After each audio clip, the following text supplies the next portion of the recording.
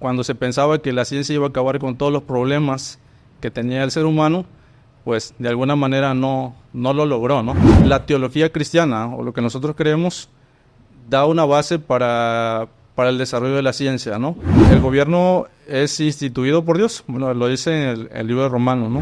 En el tiempo que yo estuve estudiando en la licenciatura en física, pues y nunca tuvimos un debate en cuestión de científico que tuviera que ver con alguna contradicción bíblica, ¿no? ¡Hey! Esto es Rush Podcast. Yo soy Israel Cruz. Comenzamos. Hola, ¿qué tal, Rusheros? Bienvenidos a un capítulo más, edición especial a este podcast. Gracias por seguirme, gracias por suscribirte y por el cariño que siempre me demuestras en plataformas digitales aquí en YouTube. Y hoy estamos de edición especial porque estamos en vísperas de elecciones aquí en nuestro querido país, México, y vamos a hablar otro de los temas bien complicados, complejos, y para eso me acompaña mi querido amigo Eric Ramos. Eric, bienvenido al podcast. Muchas gracias, Israel, por esta invitación.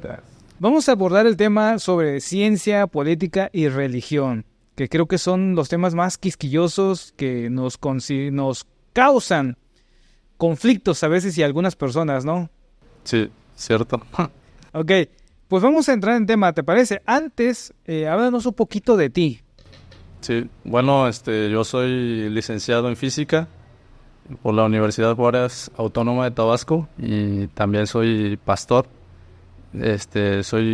Tengo una maestría en teología práctica y pues ese es a lo que me dedico actualmente, a pastoreo.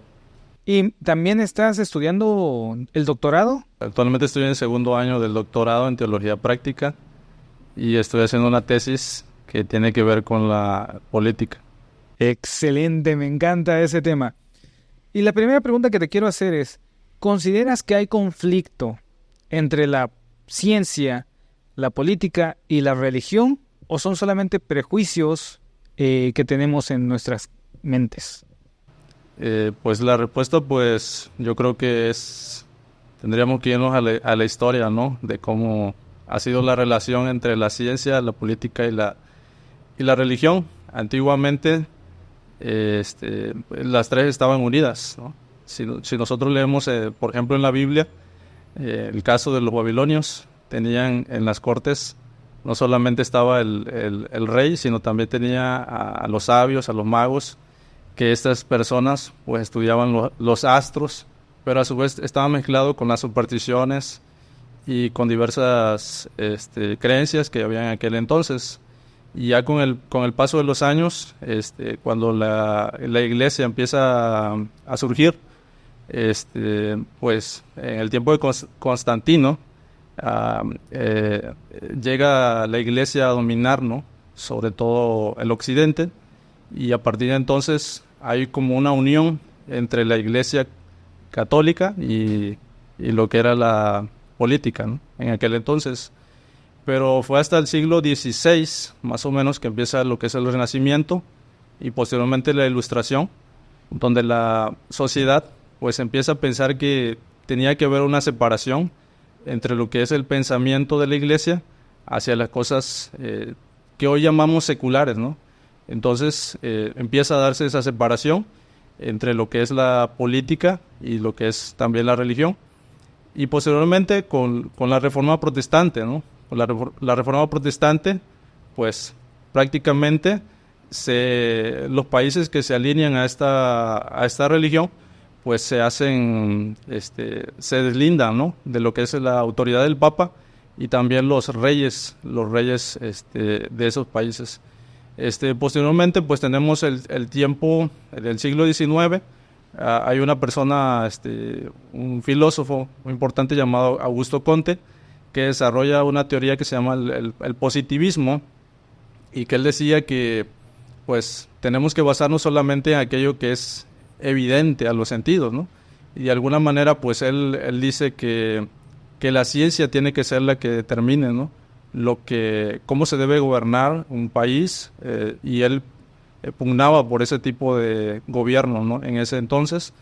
Eso fue, digamos, durante este periodo llamado el modernismo, y posteriormente, ¿no?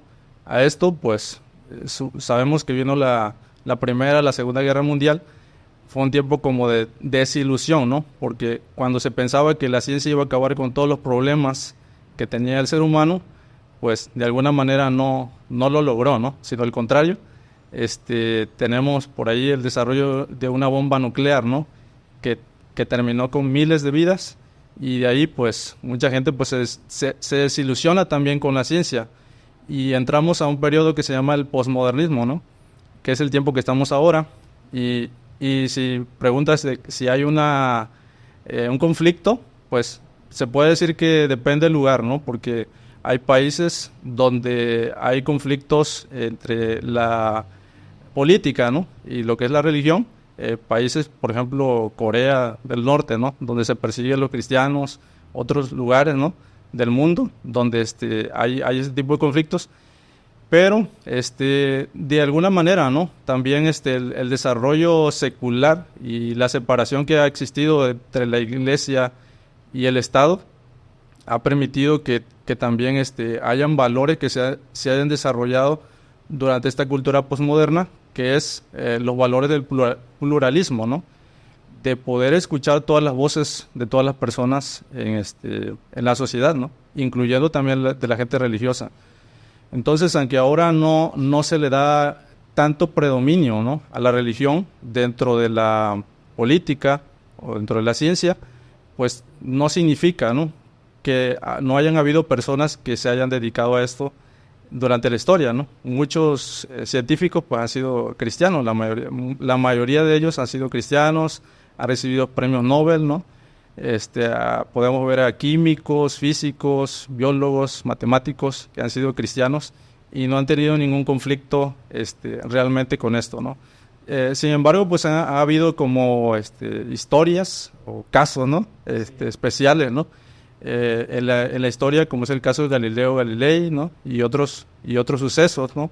Como la muerte de Miguel de Servet también, pero que no han sido, digamos, impedimento, ¿no? para que los cristianos se involucren en estas áreas también. Sí, fíjate que hay personas que hemos pensado o que han pensado que sí existía un conflicto, ¿no? Que si eres religioso no puedes creer en la ciencia. Y viceversa, ¿no? O que la política no tiene que ver con... O sea, si eres religioso no puedes ser político. Pero yo creo que ya en nuestra actualidad son temas que se están reconciliando de una manera bastante buena en algunos casos, o como tú bien mencionabas, en algunos países. Yo te preguntaría, ¿cómo concilias o cómo reconcilias la evidencia científica con las creencias religiosas? Bueno, cuando nosotros leemos la Biblia, especialmente, ¿no? La religión judío-cristiana, empieza con un relato, ¿no? El relato de la creación nos habla cómo Dios creó todas las cosas que existen. A diferencia de lo que se creía, ¿no? en las sociedades antiguas, que ellos creían que los fenómenos naturales eran ocasionados directamente por los dioses, ¿no? Entonces, de alguna manera, la teología cristiana, o lo que nosotros creemos, da una base para el desarrollo de la ciencia, ¿no? Porque los fenómenos de la naturaleza se ven como algo externo a Dios, aunque Dios influye dentro de eso y está siempre, ¿no? En cada uno de los fenómenos de la naturaleza, pero también está sobre todo, ¿no? Entonces, esa es una cosa, ¿no? Ahora, durante los últimos siglos, pues han habido ciertos debates, ¿no? Por ejemplo, el debate del creacionismo versus el debate de la evolución, ¿no? Ese es uno de los casos. Y también de parte del ateísmo, ¿no? Se ha criticado o se ha dicho, ¿no? ¿Por qué creer en los milagros, por ejemplo? En que Jesús nació de una virgen o que resucitó, cosas por el estilo, ¿no? Entonces, ¿de qué manera nosotros como cristianos podemos entender, digamos, esos conflictos, ¿no? Yo creo que de dos maneras, ¿no? Uno es que no existe, que yo sepa, ¿no? una evidencia científica que contradiga directamente a lo que es el relato de lo que dice la Biblia. ciertamente, ¿no? Hay diferentes interpretaciones respecto a ciertas historias y a ciertas cosas, ¿no? Pero si nosotros nos basamos simplemente en el naturalismo, ¿no? El naturalismo es creer que lo único que existe son las cosas que perciben nuestros sentidos, ¿no? Entonces no vamos a creer, digamos, también en lo que es los milagros, ¿no? Entonces, una de las cosas es que a veces, como cristianos, podemos malinterpretar lo que dice la Biblia. O, segundo, es que tal vez la ciencia, no ha logrado desarrollarse hasta el punto que logre descubrir las cosas que nosotros creemos, ¿no? Como bíblicas, ¿no? Como ciertas. Claro, y haciendo un paréntesis, tú eres licenciado en física. ¿En algún momento lo que estudiaste tuvo conflicto con lo que crees? Pues yo creo que sí. Durante el tiempo de la preparatoria hubo un periodo, ¿no? Donde había ciertas ideas que tuve, ¿no? En ese momento, para cuestionar, ¿no? A lo mejor la existencia de Dios o la existencia de ciertas cosas que decía la Biblia. Pero lo que a mí también, en lo personal, ¿no? También me hizo convencerme de la fe que pues tengo, ¿no? Fue la misma experiencia, ¿no? La misma experiencia personal. Hay unos filósofos de la ciencia, ¿no? Uno que se llama Karl Popper, que él decía que hay, respecto al empirismo, ¿no? Los empiristas dicen que si tú no lo puedes demostrar físicamente o a través de la ciencia, pues es algo que no existe. Y Karl Popper decía que si tú te vas a hacer experimentos con cada cosa, entonces tendrías, para demostrar que algo es verdad, tendrías que demostrar que cada cosa y que cada caso, ¿no? Va conforme a lo que dice, ¿no? Los postulados. Entonces él decía, ¿no? Que de esa manera pues nunca podemos estar 100% seguros, ¿no? De que algo no existe o de que algo sí existe. Pero en mi caso, pues la experiencia de haber visto los milagros o de haber visto en mi propia vida, ¿no? Lo que ha hecho, en mi caso Dios, ¿verdad? Y en otras vidas, pues eso es lo que me ha convencido. Y posteriormente poder estudiar, ¿no? Poder estudiar libros de apologética, libros cristianos que hablan acerca del tema, me ha convencido de la fe, ¿no? Y ahora, desde tu postura, tanto como científico y como ahora teólogo, ¿cómo crees que eso nos puede ayudar a formular nuevas políticas públicas? Yo creo que la ciencia pues ha traído muchos beneficios a la humanidad, ¿no? Aunque a veces cuando se estudia la ciencia se dice, pues eso no tiene un valor, ¿no? Porque hoy en día pues se le da importancia más cuando tiene un beneficio, ¿no? A corto plazo, pero no sabemos lo que se va descubriendo, ¿no? Qué beneficio va a tener a largo plazo realmente, ¿no? Entonces, aún cuestiones que son muy abstractas logran tener efectos a largo plazo, ¿verdad? En la sociedad. Entonces, hay muchas formas, ¿no? En que puede desarrollarse la ciencia en nuestra sociedad para beneficio de todos, ¿no? Por ejemplo, en las cuestiones que tienen que ver con el medio ambiente, en las cuestiones que tienen que ver con la alimentación, por ejemplo, con la salud, en cuestiones que tienen que ver con muchas cosas, ¿no? Con la tecnología que hoy utilizamos, ¿no? Todo eso tiene mucho que ver, y yo creo que la ciencia puede influir mucho, ¿no? Y ayudar mucho. Sin embargo, pues todo tiene que ver con los valores, ¿verdad? De nuestros gobernantes, porque muchas veces se menosprecia, digamos, el estudio científico de las cosas, y pues muchas veces se va más a a lo que es comercial, ¿no? A lo que es más bueno de forma inmediata, ¿no? Entonces yo creo que ahí tiene que ver también con el gobernante, ¿no? La ciencia puede ser una herramienta para el bien o una herramienta para el mal, ¿no? Puede ayudarte para construir, pero también para destruir, ¿no? Y también saber que la ciencia no tiene todas las respuestas, ¿no? Porque Claro. hasta la fecha, pues, siguen habiendo problemas, aunque estamos en el siglo XXI, que se supone que es un siglo muy desarrollado en muchas cosas, pero también la cantidad de problemas que existe no se termina, no se ha terminado, y realmente esa es la lección que tenemos, ¿no? Pasando de lo que es el positivismo a lo que es este tiempo de posmodernismo, ¿no? Donde la gente pues ya no solamente confía en las cuestiones racionales, sino ahora se va más a los sentimientos, más pues también a las religiones, ¿no? A las religiones orientales, a muchos tipos de cosas, ¿no? Que hoy en día la gente tiene.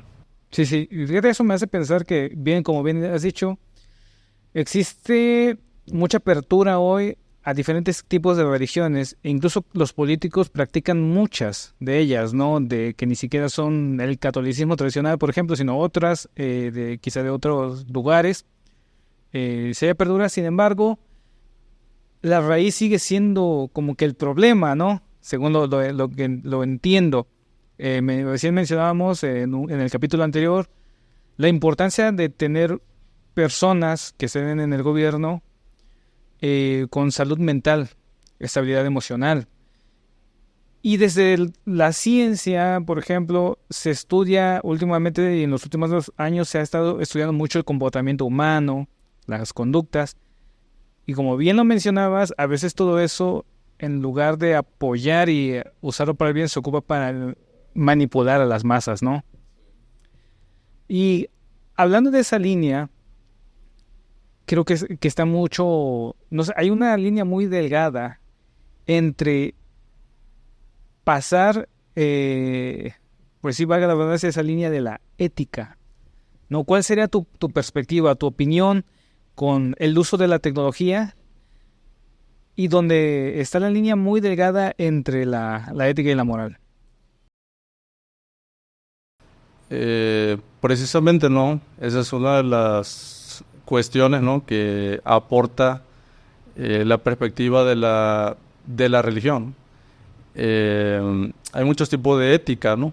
La ética es una rama de la filosofía que determina lo que es lo bueno, lo malo. Sin embargo, venimos de éticas donde, por ejemplo, predomina el utilitarismo, el pragmatismo, la utilización de las cosas para obtener beneficios únicamente, ¿no? Y que realmente, pues, tiene consecuencias, ¿no? Todo lo que se determina hacer, ¿no? Entonces yo creo que hoy en día, pues, se necesita, ¿no? Se necesita la ética en las cuestiones de las nuevas tecnologías que se están desarrollando. Como mencionaba la ingeniería, ¿no? Genética es una de ellas. ¿Hasta qué punto nos es permitido a nosotros como seres humanos manipular lo que es el cuerpo, ¿no? Del ser humano? Nos hacemos muchas preguntas, ¿no? ¿Qué es el ser humano? Y también ¿qué se supone que podemos nosotros hacer con lo que es el cuerpo, ¿no? Anteriormente, pues se decía que pues los desarrollos científicos eran para ayudar al ser humano en cuestiones de las enfermedades que tenía, ¿verdad? Y para que tuviera un mejor estilo de vida. Ahora, pues se está planteando también de parte de muchos pensadores que tienen que ver con el desarrollo de la tecnología, acerca de que el ser humano puede llegar a tener ciertas potencialidades en su mismo cuerpo, digamos, ya basado en lo que es la tecnología. Entonces, eso pues tiene muchos retos, ¿no? La cuestión, por ejemplo, de la ingeniería artificial, ¿no? Sí. También tiene muchas cuestiones, por ejemplo, que tienen que ver con la honestidad, tiene que ver también con la suplantación de las identidades, y con muchas cosas, ¿no? Que afectan pues a la sociedad, no solamente a un grupo de personas, ¿no? Y pues detrás de todo eso, ¿no? ¿Qué hay, no? Muchas veces hay organizaciones, hay empresas y hay personas que no tienen más que el afán de lucrar, ¿no? Con lo que es la necesidad humana y también con los deseos humanos, ¿no? Que es de querer tener y de querer ser y de querer parecer, ¿no? Decía alguien que en ese tiempo ya no importa tanto el ser, sino el parecer, ¿no? Parecer. Entonces, hoy en día, por ejemplo, muchas mujeres pues están operando, ¿no? Y hombres también, ¿no? Entonces, hay muchas cosas que pues se tienen que dialogar y realmente pues en la ética y en la ética cristiana pues está poco desarrollado en ese aspecto porque son cosas relativamente nuevas, ¿no? Pero que requiere que nosotros pues reflexionemos acerca de eso y podamos también plantear nuestro punto de vista acerca de lo que está sucediendo en este tiempo. Claro, fíjate que me estaba acordando ahora de un par de cosas, ahora que hablamos sobre la inteligencia artificial y la biogenética. Hay un libro que se llama Bioingeniería, no recuerdo el título, el autor, sobre, por ejemplo, temas de clonación, temas de cómo la tecnología nos puede o se está utilizando para potenciar al ser humano. Y justo hace 2 años, antes de que pasara esta crisis sanitaria que vivimos en todo el mundo, yo estuve en un taller con Meta y nos hablaban acerca de algo que se llaman Xenobots, que son como robotcitos miniatura, muy chiquititos, que se injertan en el cuerpo y viajan por el torrente sanguíneo detectando enfermedades. Y eso se va a un servidor y pues de ahí el servidor es el que te arroja todos los resultados, ¿no? Pero vámonos a algo un poquito más práctico, algo que todos vivimos y que no lo sabemos. Todos los que tienen Netflix, todos los que tienen Spotify o alguna de esas aplicaciones en tu teléfono también ocupan inteligencia artificial bajo algo que se llama Machine Learning. Tú puedes ver una película en Netflix, ves la portada y dices, no me gustó, porque nos llama la atención por la vista, ¿no? Ves y dices, esa película no me gustó. Pero luego vuelves a entrar y está la misma película con otra portada. Y luego vuelves a entrar y es la misma película con una tercera portada, de tal forma que Netflix pone todas las portadas a tu gusto, de tal forma que te quedes viendo siempre. Y eso es inteligencia artificial, como bien lo decías, a beneficio de las empresas. De las empresas. Y están utilizándote a ti por estos estudios que luego se hacen, ¿no? Tú, en tu opinión, algo tan práctico, tan sencillo como eso, ¿cuál sería tu opinión? ¿Crees que está rebasando el límite de la ética o la moral en algo tan sencillo como eso? Sí, creo que pues se usa para explotar, ¿no? Explotar al ser humano. Antiguamente cuando hablábamos de la esclavitud, por ejemplo, pues se pensaba en personas que iban a trabajar a lugares allí bajo el sol y todo, ¿no? Pero dice un autor por ahí que actualmente la forma de la disciplina es que el ser humano es mismo. ¿Cómo se puede manipular el ser humano en ese tiempo? Es que el mismo ser humano escoge esclavizarse a sí mismo, ¿no? Es decir, por su propio deseo, ¿no? ¿Cómo podemos lograr que otras personas nos den lo que quieren? Pues démosle aquello que le gusta tener. Es como podemos decir, una situación. Y pues se aplica también en este caso, ¿no? A través de algoritmos, a través de pues del aprendizaje que estas inteligencias tiene, para que así puedan de alguna manera manipular o engañar digamos al ser humano. Somos esclavos modernos, Sí. que elegimos nuestros propios yugos, o no sé cómo se diría. ¡Wow! Eso está impresionante. Y precisamente en muchos políticos abunda este pensamiento, ¿no? Que dicen, el pueblo solo quiere pan y circo, ¿no? Que es estar esclavizados con el entretenimiento y pues quitarles hasta cierto punto el hambre, ¿no? En tu opinión, ¿qué podrías decirnos respecto a este tipo de comentarios? Pues yo creo que eso ha existido, ¿no? En muchos políticos a lo largo de la historia, ¿no? Porque muchas veces lo único que se desea es el poder, por el poder, ¿no? No se busca el poder para servir, ¿no?, a las personas, no se busca ocupar un cargo para poder ayudar a la gente que realmente está necesitada, sino realmente poder tener la aprobación, poder estar más tiempo allí, ¿no? En el lugar de gobierno y poder tener los beneficios que da el poder, ¿no? Que es el dinero principalmente, ¿no? Y entonces pues esto ha venido, ¿no?, evolucionando a través de diferentes tipos de pensamiento político, ¿no? Antiguamente, antes de lo que era Maquiavelo, la política era más afianzada hacia las cuestiones de los valores, ¿no?, morales de la persona.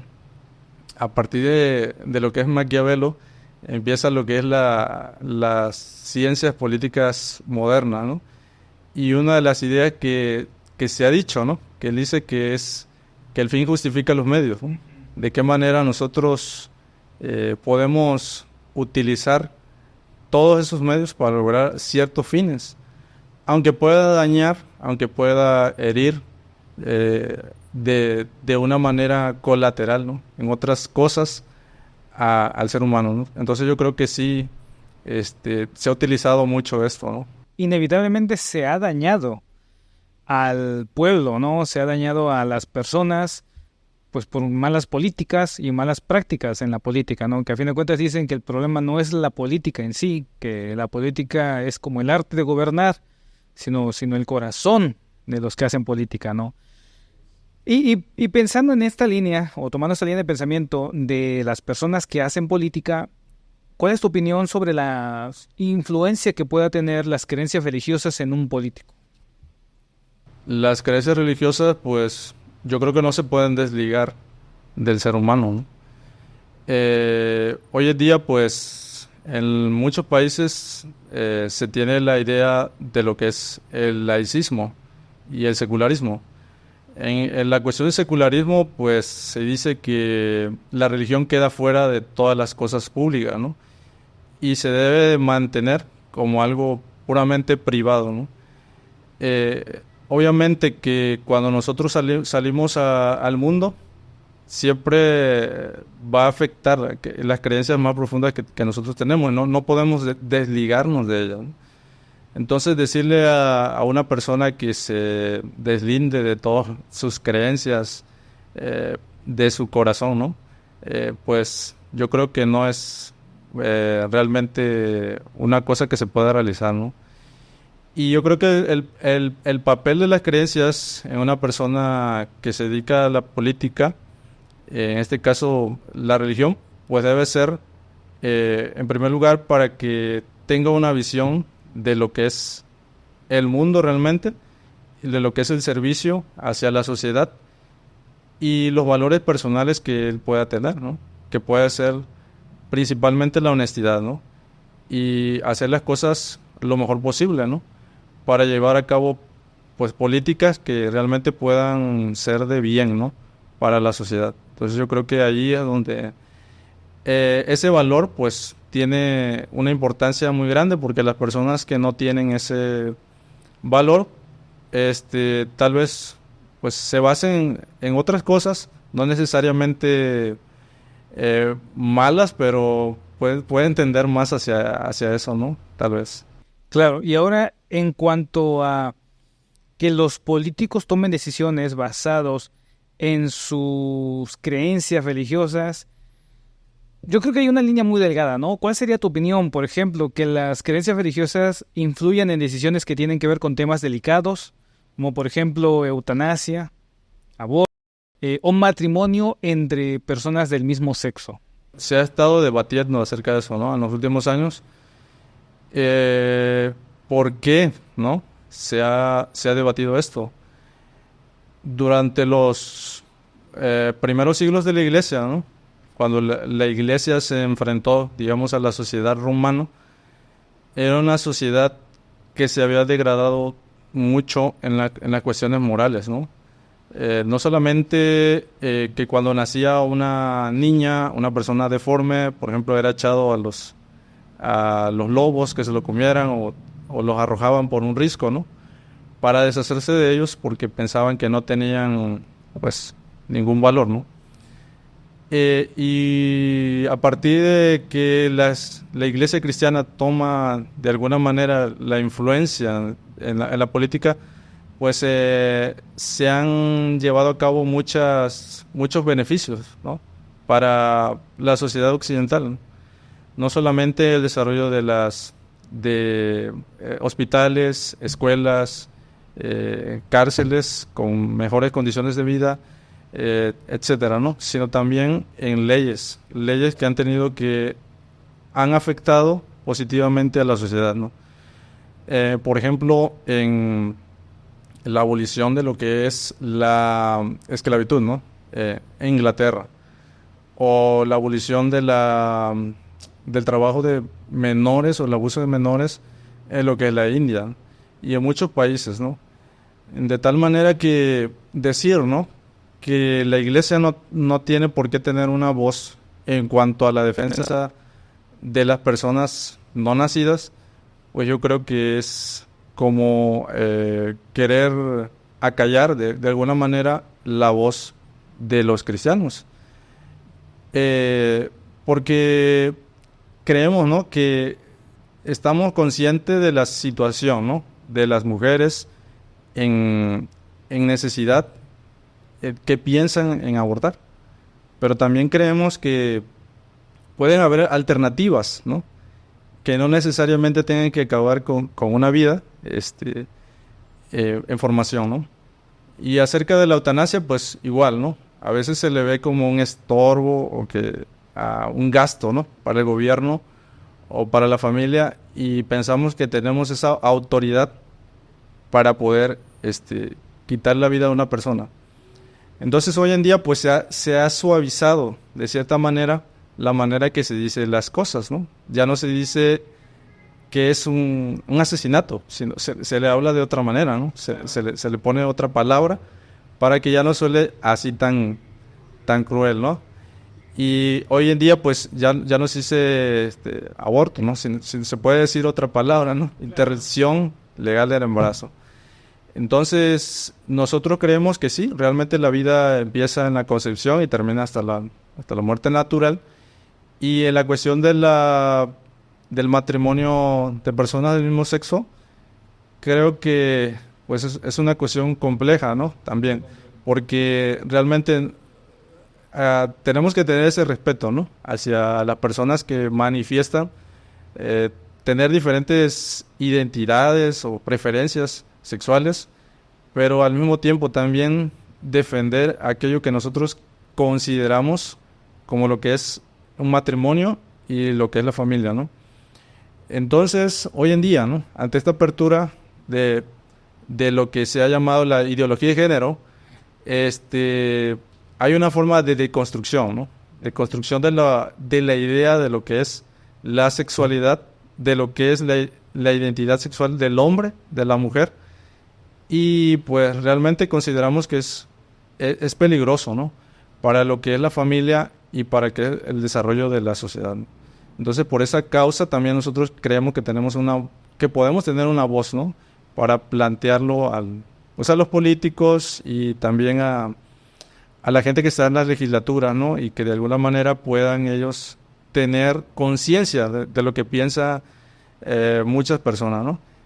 No solamente en el cristianismo, sino la mayoría de las religiones que hay, tanto islam como hinduismo, consideran ciertos valores comunes, ¿no? Y son pues millones y millones de personas que tenemos ese tipo de creencias y que creo que no podemos ser acalladas de cierta manera. Claro, que de hecho hay países que son mucho más severos en sus tomas de decisiones que lo que está haciendo nuestro país, ¿no? Por ejemplo, tú puedes voltear a ciertos países incluso de Latinoamérica, lo que es sorprendente, que no vamos a mencionar nombre, pero hay un un gobernante que ha sido joven, que ha sido como que objeto de ejemplo a nivel de Latinoamérica por las políticas que ha tomado, ¿no? En cuanto a la postura, sobre ideologías de género, en cuanto a temas de seguridad.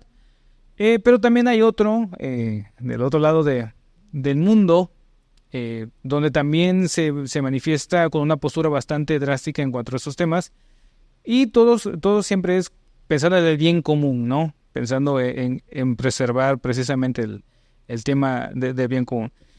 Ahora, ¿tú cómo crees que podríamos reconciliar o llevar un diálogo entre las diferentes ideas, ideologías, los diferentes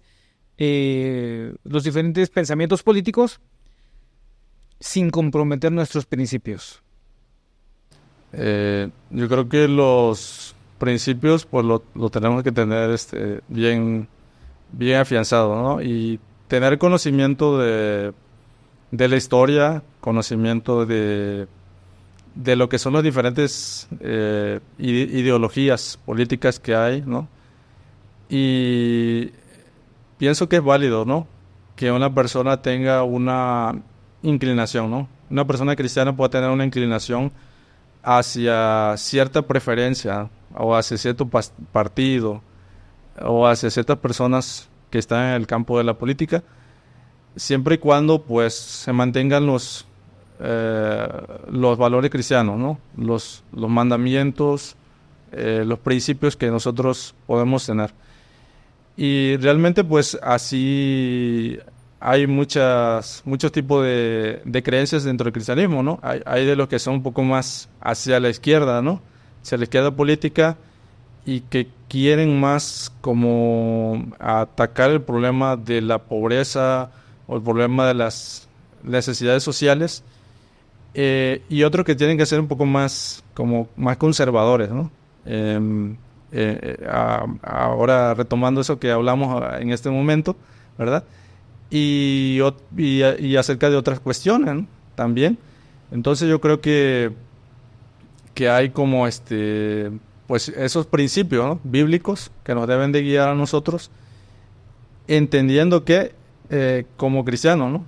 El reino de Dios, dice la Biblia que no es comida ni bebida, sino justicia, paz y gozo en el Espíritu Santo, que todo lo que el ser humano pueda desarrollar en esta tierra, por muy bueno que sea, pues nunca se va a llegar a cumplir toda la expectativa que como seres humanos nosotros desearíamos, ¿no? Entonces pensar que un gobierno, que un sistema político va a traer el cambio total y final, ¿verdad? Caemos en cierta forma también de fanatismo, porque se ha hablado del fanatismo cristiano, pero también hay fanatismo político, ¿no? Hay gente que se afana a defender a capa y espada, ¿verdad?, ciertas creencias de partidos políticos, y pues yo creo que como cristianos pues tenemos que estar un poco más arriba en la cuestión del pensamiento de las cosas, ¿no? Y en el pensamiento y en los valores que nosotros tenemos. Claro. Y hablando un poquito sobre el pensamiento crítico, el pensamiento analítico que debemos de tener, ¿cómo deberíamos elegir a nuestros gobernantes? ¿Bajo qué criterios? Pues yo creo que no debe ser solamente basado en los gustos, ¿no? Irnos por la apariencia, ¿verdad? Tampoco es algo bueno. Yo creo que hay algunos criterios que nos pueden ayudar, ¿no? Uno de ellos es cuando nosotros consideramos la motivación de la persona, ¿no? Uno de ellos es la motivación. ¿Qué es lo que está motivando a la persona? Si es la búsqueda del dinero, del poder, del placer, ¿verdad? O si es la búsqueda realmente del servicio, ¿no? Y eso pues se va a ver a través de la vocación que la persona tiene. Si se ha visto que tiene una carrera política, digamos, donde se ha tenido resultados en la ayuda de las personas, pues puede ser un punto a favor, ¿no? Otra cuestión pues tiene que ver con la moralidad de la persona. Aunque se diga, bueno, como decía un político antiguo, ¿no?, que la moral es un árbol que da moras, decía él, ¿no? Pero la moral tiene que ver, ¿no?, con una persona que no vaya a robar, principalmente, ¿no? Dentro de esas áreas, pues tiene que ver con su integridad y con su honestidad. Y yo creo que lo que ha hecho mucho daño en estos últimos tiempos ha sido la corrupción, ¿no? La corrupción que empieza desde arriba hacia abajo y también pues se ha impregnado dentro de nuestra sociedad, ¿no? Y yo creo que es importante que nosotros veamos esas primeras dos cosas. Y posteriormente, pues también la capacidad que la persona tiene para realizar la labor, ¿no? Es importante que la persona tenga una preparación para que pueda llevar a cabo el trabajo que va a hacer. Porque no importa que tenga una moralidad muy buena, sin embargo, pues a lo mejor en su trabajo pues es inepto, no sabe cómo realizar, claro, ignorante, ¿no?, en las cuestiones que tienen que ver con el gobierno. Y es necesario que nosotros también veamos la capacitación o la capacidad que tiene la persona para poder desarrollarse en estas áreas de gobierno. Y finalmente, pues en el ámbito cristiano, pues también podemos nosotros pensar en ciertas políticas que apoyen de alguna manera nuestros principios cristianos. Tal vez lo que mencionábamos hace rato, ¿no? Para nosotros el valor de la vida, ¿no?, es importante, el valor de la familia, la posibilidad de que se pueda mantener la libertad religiosa, ¿no?, el poder tener libertad para desarrollar nuestras actividades, ¿no?, entre muchas otras cosas, ¿no?, que es importante que nosotros también veamos el perfil de la persona, ¿no? No necesariamente tiene que ser cristiano, pero si lo es, pues está bien, ¿no? Y porque muchas veces pensamos, ¿no?, que el cristiano pues va a ser buen gobernante, pero a veces pues no es así. Entonces tiene que tener esas características, creo yo, para que nosotros podamos elegir a la persona. Fíjate, me llamó la atención eso que dijiste. No por ser cristiano va a ser un buen gobernante necesariamente, ¿no? Pero ¿crees que afecte las creencias que tengan los políticos? ¿Crees que afecte eso al voto? Es decir, que las personas digan, es que creen esto, creen esto, voy a votar porque creen esto. Aunque quizás sus propuestas no sean las mejores, aunque quizá no tengan mucha congruencia, pero porque dijo yo creo en esto, voy a votar por él. Pues como cristianos podemos dejarnos llevar, como decía hace rato, por las apariencias, ¿no? El caso de algunos políticos suelen utilizar este tipo de maneras, ¿no?, para acercarse a los cristianos o a los pastores para tener votos a favor, ¿no? Y se visten de muchas maneras, ¿no? Dependiendo del lugar a donde vayan. Entonces yo creo que se debe mirar más a fondo, ¿no?, de lo que es la vida de la persona, para evitar que pues seamos desilusionados, ¿no?, al final de cuentas, porque tal vez se puede utilizar la fe como una forma de manipulación, ¿no? Entonces de ahí es una cuestión positiva el aspecto de la separación de la iglesia y del Estado, ¿no? Porque también eso puede pasar de parte de los pastores, ¿no? Que nosotros como pastores levantemos la voz por un partido, por un candidato en específico, que de esa manera comprometamos nosotros nuestras creencias, ¿no? Y que la gente, pues, al final de cuentas, llegue a confundir, ¿no?, lo que es la religión y lo que es también la política. Entonces sí tiene que haber esa separación entre eso. Fíjate, esto me lleva a un título que tengo en mi cabeza: Entre Jesús y el César. Tú escribiste un libro que habla precisamente de política y de religión, me parece. Primeramente, cuéntame por qué elegiste ese título. Bueno, siempre tuve como el deseo de escribir algo. Fue el año 2017, estaban las campañas también, estaban las precampañas para la elección de 2018. Entonces, pues también me hice muchas preguntas, ¿no?, al respecto de qué era lo que como cristianos nosotros podemos hacer, cuál es la base bíblica si alguien quiere como cristiano ingresar al gobierno, cuál es el valor que le da Dios, ¿verdad?, a todo lo que tiene que ver con esto. Y pues ahí fui descubriendo muchas cosas, leyendo diferentes libros, informándome y escribiendo este libro que pues sacamos el año pasado. Y pues yo creo que ha sido de mucho aprendizaje para mí, y yo digo pues también compartirlo a las personas que quieran aprender acerca de este tema. Claro. Se llama Entre Jesús y el César. y el César. En tu libro, ¿cuál es la idea central? No vamos a dar spoiler porque lo tienen que leer, pero ¿cuál es la idea central de tu libro? Pues yo creo que si fuéramos a una idea central, pues tiene que ver con la base teológica, ¿no? Que es que Dios es soberano, ¿no?, sobre todos los gobiernos de la tierra, ¿no? Y que el gobierno es instituido por Dios. Bueno, lo dice en el libro de Romanos, ¿no?, capítulo 13, ¿no? Dice, no hay autoridad sino de parte de Dios, y las que hay por Dios han sido establecidas, ¿no? Y eso no significa que no haya la responsabilidad, ¿verdad?, del ser humano, ni de los ciudadanos, los votantes, como tampoco de los gobernantes, ¿no? Porque Dios delega su autoridad para gobernar la tierra, pero también espera la respuesta positiva, digamos, en buenos gobiernos que haya sobre la tierra. Y pues ahí pues se pueden desarrollar muchas preguntas, ¿no? ¿Por qué hay gobiernos malos? Porque realmente podemos decir que son la mayoría, ¿no? Y también ¿qué podemos nosotros hacer? ¿Cuáles son los deberes de la iglesia? Bueno, hay muchas preguntas más que desarrolla el libro, y pues para mí fue muy interesante todo el tema. ¿O cuánto tiempo tardaste en escribirlo? Pues fueron 4 años. 4 años.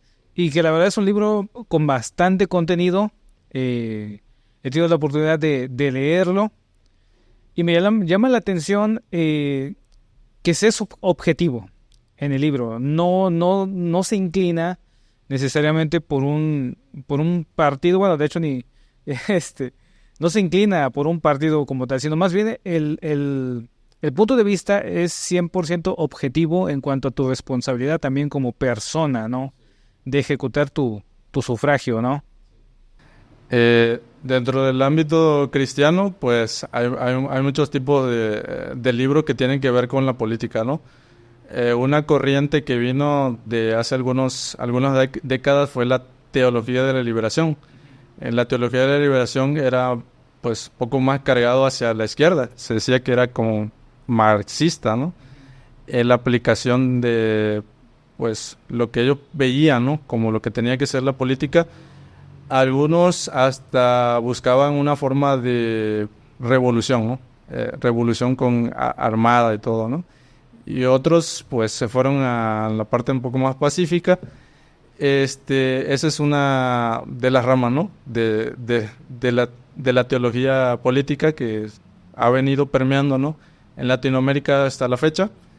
Y sin embargo, después de la caída del muro de Berlín, ¿no?, y lo que es el socialismo, pues también ha habido pues esa desilusión, ¿no?, en cuanto a lo que es el socialismo, en cuanto a lo que es también pues el capitalismo se ha criticado de muchas maneras. Entonces yo no propongo un sistema de gobierno porque pienso que es algo que tenemos que pensar, ¿no?, mejor de alguna manera en la aplicación puntual, ¿no?, de lo que es un país o de lo que es un lugar, qué es lo que se necesita principalmente y basado en principios bíblicos. Y yo creo que ahí es donde tenemos que pues entrarla, ¿no? Para resumir, ¿está peleada la política y la religión? Pues yo creo que no. Aunque en algún tiempo pues sí se ha peleado, digamos, de cierta manera. Lo que ha permitido de cierta forma ese respeto actualmente tenemos, pues han sido ciertas leyes, aunque se ha llevado a veces al extremo, ¿no? Lo que mencionaba yo de la laicismo, ¿no? Que ha dado la oportunidad de que diferentes religiones puedan manifestar su punto de vista, porque por muchos años aquí en México, pues la Iglesia Católica predominó de cierta manera y sí hubieron conflictos tremendos, ¿no? Por ejemplo, la guerra de reforma, ¿no? Cuando Benito Juárez hizo sus leyes de reforma para quitarle el poder a la Iglesia Católica, pues ocasionó mucha sangre derramada, ¿no? Durante esos años del siglo XIX. Y posteriormente la guerra que se llamaba la Guerra Cristera, ¿no? 1926 a 1929, ha quedado ahí en la historia, ¿no?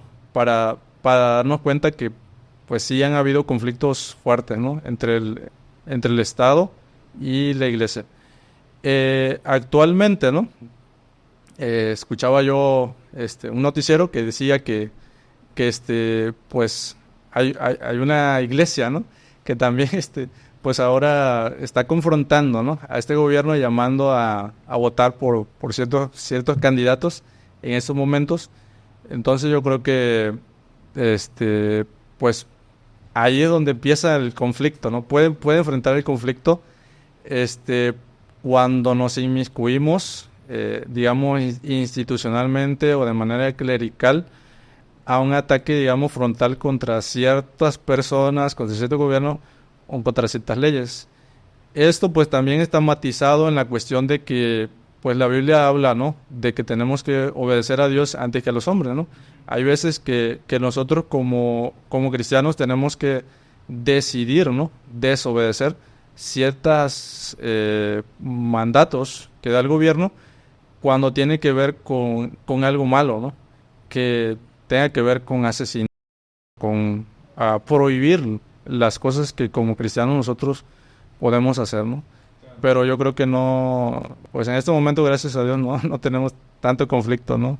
Entre iglesias. Es una excelente noticia eso, ¿no? Porque en otros tiempos era muy, muy diferente. Y considerando el otro punto que abordamos al inicio, ¿consideras que está peleada la ciencia con la religión? La ciencia con la religión.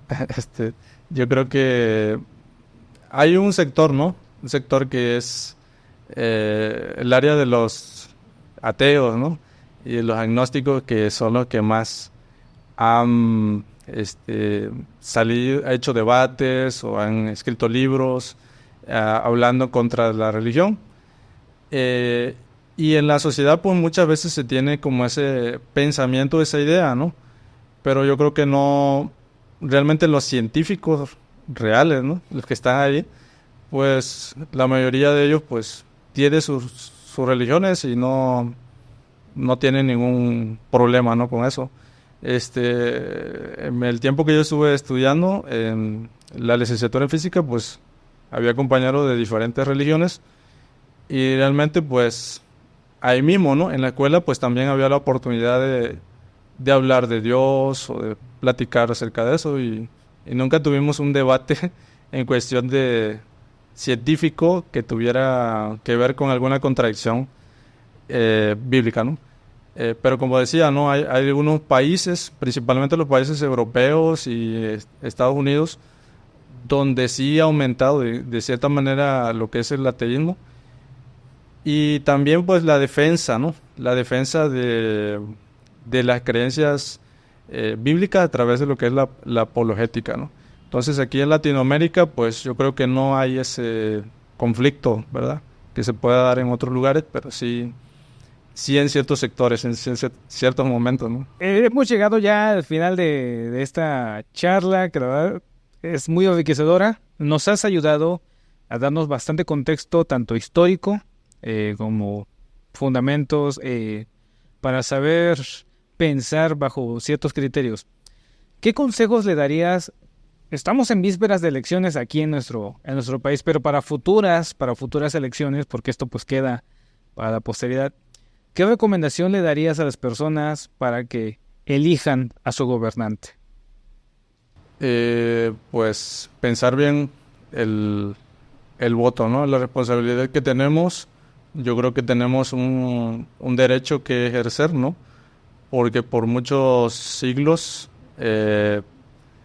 pues los gobiernos que venían de monarquías, ¿no? Pues no daban la oportunidad a la gente de poder escoger a sus gobernantes, ¿no? Y independientemente del gobernante que tuvieras, pues te tenías que aguantar ahí, ¿no? Hasta toda la vida al gobierno que tuvieras. Y hoy en día, pues nosotros podemos tener la oportunidad de escoger y de participar, ¿no? En exigir que esas cosas que nosotros queremos, que necesitamos como sociedad, pues los políticos que son escogidos puedan realmente responder, ¿no? A esas necesidades que hay, ¿no? Entonces, pues el consejo que yo daría es que nosotros podamos conocer más acerca de este tema, leyendo libros, y informándonos a través de los medios de comunicación de cuál es la realidad social, política, económica que hay en nuestro país. Entonces yo creo que esa es una buena manera que nosotros podemos tener bases, ¿no? Para poder participar y también poder influir, ¿no? De cierta manera, de forma positiva. Ok. Eric, pues te agradezco mucho que hayas estado con nosotros en ese espacio, con los rusheros que nos ven. Para finalizar, ¿dónde podemos encontrar tu libro? Actualmente lo pueden encontrar en Amazon, de forma digital y de forma impresa, y pues ya les llega a su casa. A domicilio. Sí, a domicilio. ¿Cuáles son tus redes sociales? ¿Te podemos encontrar en redes sociales? Pues mis redes sociales en Facebook, Eric Ramos. Tengo una página que se llama Explorando la Fe en Facebook. Y también en WordPress, ahí pueden encontrar muchos artículos que hemos escrito también. Sí, que cabe mencionar, yo soy seguidor de tus artículos y siempre se es muy objetivo. Me gusta mucho cómo se redacta todo desde el punto muy pensante, analítico, crítico, ¿no? Primero felicitarte por tu libro, porque creo que es un gran logro. Tu blog también ha tenido mucho éxito. Y pues una vez más, gracias por estar con nosotros aquí en el podcast. También invitarlos si alguien quiere leer el próximo libro que va a salir. Háblanos de eso. Sí, tienes un nuevo libro en puerta. Háblanos de eso. Bueno, este es un libro que todavía no le he puesto el nombre, pero tiene que ver con la disciplina eclesiástica y la disciplina de Dios, ¿no? Como cristianos muchas veces pensamos que pues podemos vivir la vida como nosotros queramos y que no hay una consecuencia, ¿no? Realmente, ¿no? O pensamos, bueno, Dios es un Dios de amor y pues como que disciplinar hoy en día pues se ve algo malo, ¿no? Pero yo creo que es un tema necesario, importante para este tiempo, donde se ha visto muchos casos, ¿no? De personas dentro de la religión cristiana que han cometido ciertas faltas, ¿no? Y que pues sí se necesita comprender esta acción que la iglesia puede hacer de una manera más positiva, ¿no? Porque a veces se ve como si fuera solamente un castigo, ¿no? Pero tiene que ver como una forma de mostrar el amor, ¿no? Hacia nuestros hermanos. Correcto. Pues muchas gracias, Eric, por haber estado con nosotros aquí en el podcast. Y pues gracias a todos los que nos escucharon. Gracias por escucharme. Yo soy Israel Cruz. Chao.